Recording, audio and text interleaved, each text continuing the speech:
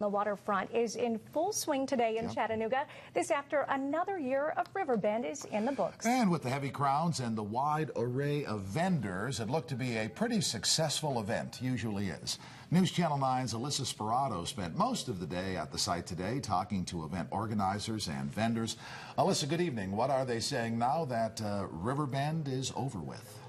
Good evening, Dave, Sarah. Some vendors were first-timers. Others have been there for over 20 years. Some say changes have to be made. Others say this year is one for the record books. You could say the cleanup crew has a lot on their plate right now. And as you can see here, let's go, y'all. Let's go, let's go, let's go. They're not wasting any time. We're cleaning up as fast as we can. Our goal is to get the streets open as quickly as possible and get this part of town back to normal. Back to normal is what's on the minds of many vendors today. This is the first time Fatty's of Atlanta has graced the waterfront street.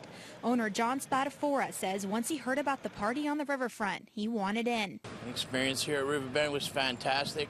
I've been selling hot dogs since 1968, and I'm glad to present our hot dogs to Riverbend in Tennessee. We learned a lot this year, so we'll do things just a little bit differently next year, but we enjoyed being here. James Harvell enjoys Riverbend so much he's had to stand here for about 8 years. He says this year is one for the record books. I think entertainment sometimes plays into it, but the last few days, like yesterday, was a fantastic day. I almost matched last year with Alan Jackson on Friday night. Baker says just looking at the numbers right now, concession sales went up 10 to 15%. That says a lot about the volume because people actually come a little later. And so that means there's more people that are here that aren't eating as much early, but they do later. So that's a good thing.